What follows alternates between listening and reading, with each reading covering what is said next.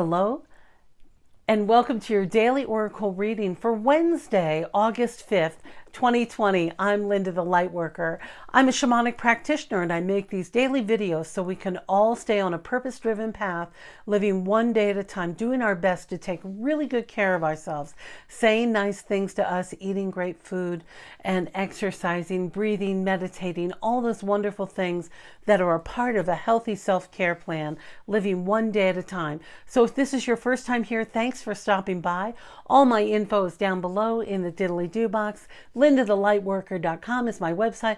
You know how to share, like, subscribe, all those sort of YouTube-y things. You know what you're doing. My regulars, welcome back. I love seeing you. Okay, today I'm doing a general reading for all of us, especially during this time of COVID, and I'm using a new deck that is really an old deck that I've uncovered. It's called the Shapeshifter deck, Shapeshifter Tarot, and it's by DJ Conway and Sirona. Now, let me tell you, this deck, even though it's old, well, 20 plus years, published in the 90s, it's an oldie but a goodie. It really has great wisdom, interesting insights on each one. If you can find it, check it out. All right. Also, let me tell you, these cards don't show up very well, no matter how I change the lighting. Our first card today is from the Earth element, the Pentacles, 13, number 13, the God of the Earth. God of Earth. Now, this handsome guy is with his mossy cape and ready to embrace this animal that's behind him. He's actually a moose. I gotta see where I have too many switches and cords around here. If I can get him in a little closer. I think that's as low as my light will go. But anyway, you can see that earthly, he's kind of yummy. You know, I love these men of the tarot. It's so easy. Anyway, he is bringing, his message today is about balance, really finding your balance. Now, in a traditional tarot deck, this would not be a number 13. It would be the Queen of the Pentacles. So it is coming into balance with that divine masculine and that divine feminine energy. And as some of us have had to take assertiveness training, we might need to dial that back, especially if stepping into the divine feminine role means living more on a path of fluid flow, essentially, of allowing that divine feminine energy to come in and being receptive to it. So it's finding your balance between this masculine and this feminine energy. And he does have his beautiful animal totem right there. It's an elk, it looks like to me, which is about stamina and being able to be strong. And sometimes, you know, strength comes when we are very quiet and not always talking. You know, they always say the smartest person in the room is the one in a meeting who doesn't really say anything, typically. That's an old way of thinking in the corporate world, but keeping your mouth shut, coming into balance of when you use your language, that's what's coming up. Coming into balance, what does this mean for you, your divine feminine? This can be a transformative time for you. Perhaps you've already stepped into that divine feminine role, more of allowing rather than pushing or forcing or instructing or taking action. It's about receiving, being receptive. And hey, listen, a lot of women are afraid to do that because they've received some pretty terrible stuff. But it's about you coming into this balance of your energy, of understanding that you contain both parts, masculine and feminine. And when we're allowed to soften into that divine feminine role, we receive even more information from spirit, the mysterious, our ancestors. Our intuition deepens and it allows for a spiritual transformation. So that's what's brewing.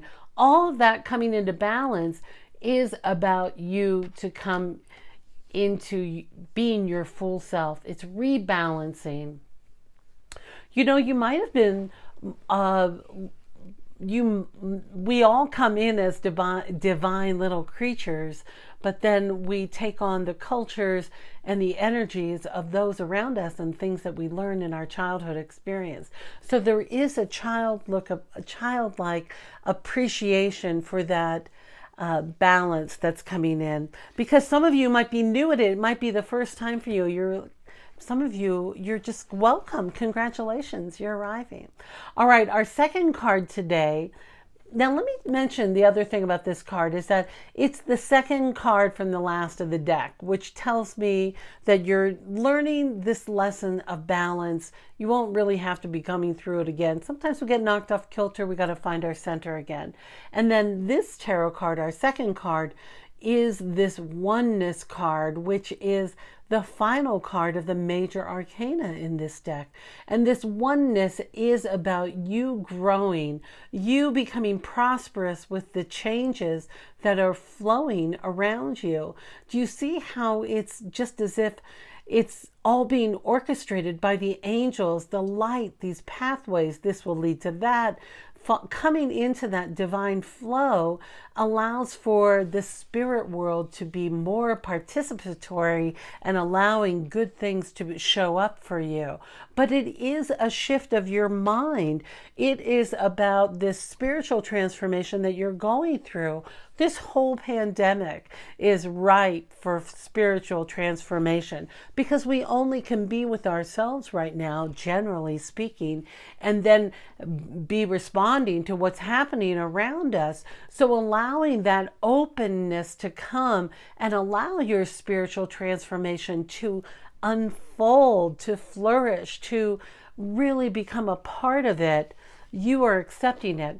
The warning, oh, I even hate to use that word, warning. What I'm hearing is that if you are not going with this flow of what's happening here, and if you are struggling, if you're struggling, you're going to push the river. It's going to be a lot more difficult. And this is not about becoming a sheep. This is stepping into your enlightenment, which comes with really accepting the balance of the energy that you have within you. It is coming in that divine feminine and that divine masculine energies. Sometimes I go a little bit too much on and on. I understand with the cards, but I just got to get the messages out.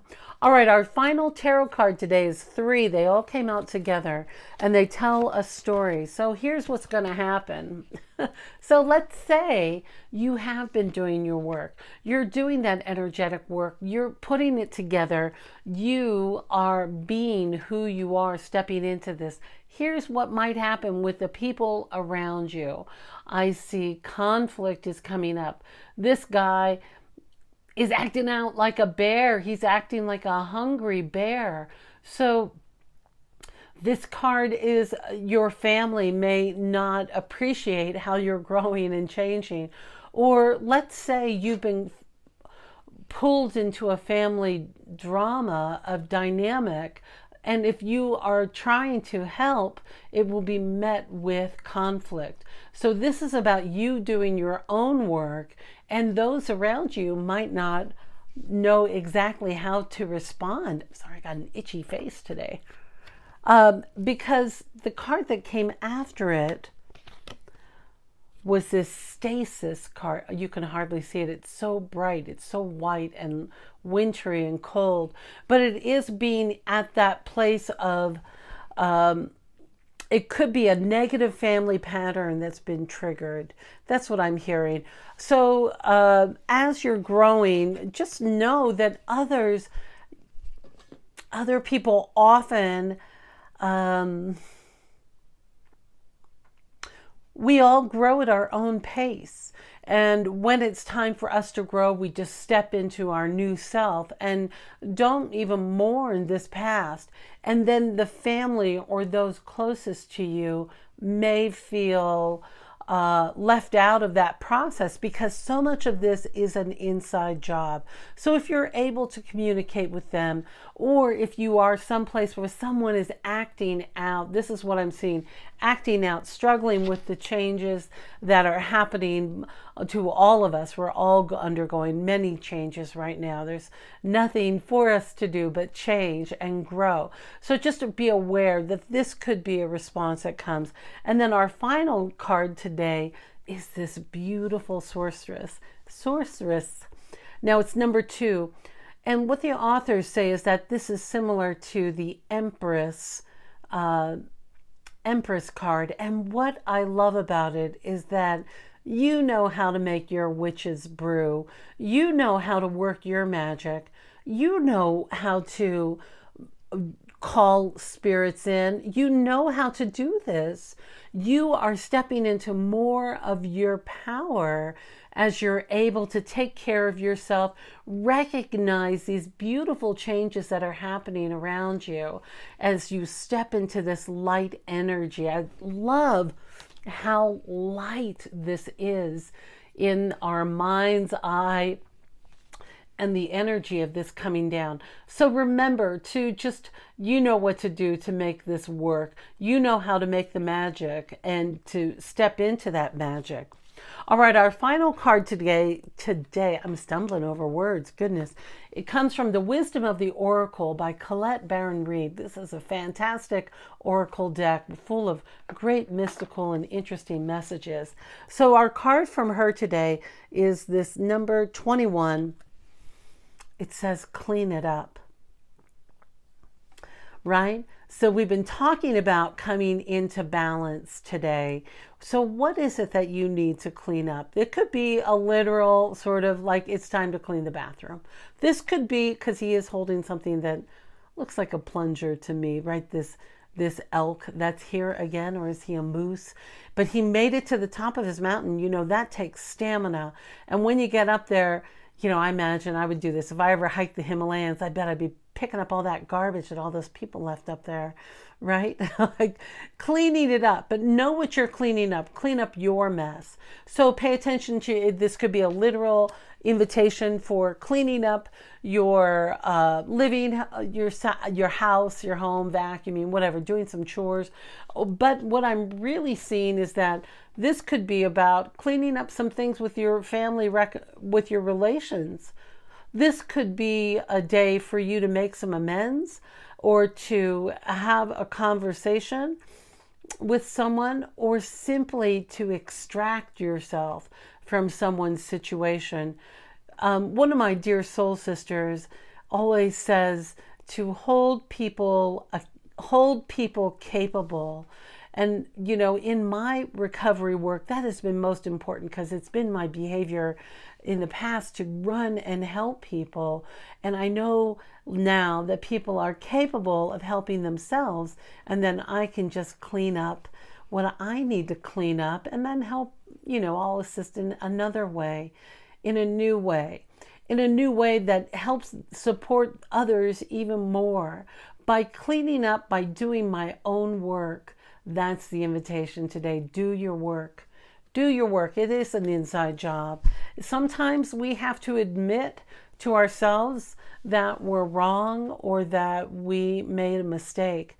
And the ego, boy, the ego doesn't like to do that. That's for sure. But once we clean up our act, whatever it is, or let's say you jumped on that sugar train. I was on the sugar train for a couple days, you guys, but I'm off of it again. But, you know, you got to clean up, keep it clean. Keep your diet clean, get rid of the preservatives, keep your mind clear, get rid of those negative information or the negative messaging that you might have learned a long time ago. What is it that you need to clean up? And stepping into that, even if it is just doing a little of that Marie Kondo, does it bring you joy in the literal sense? Like, why am I holding on to this? Maybe it's time to let it go. If this is an energy or something that an anger or a conflict, maybe you're holding on to this situation that happened to you so many years ago. Maybe you're holding on to that. Let it go. clean up your energetic field, bless those memories, and thank them for that struggling message that you learned. But it's time for it to go. Release it with the most love that you have possible, and put it in a little basket at the end of your driveway and give it away to the universe and spirit, and allow it to never hurt or harm anyone, and bless it on its way so that it's not to be repeated. When we have internal conflict of whatever it is, that story that's going around, maybe about you, I'm hearing for some of you really want to be in partnership, and there's an old wound that you're hanging on to. Allow it to be released so that you can step into your magic. When we do our own personal work and get it done, boy, life takes on a new sense of freedom. So remember, you can do it. Oh, I know this is a long reading today. I'm sorry.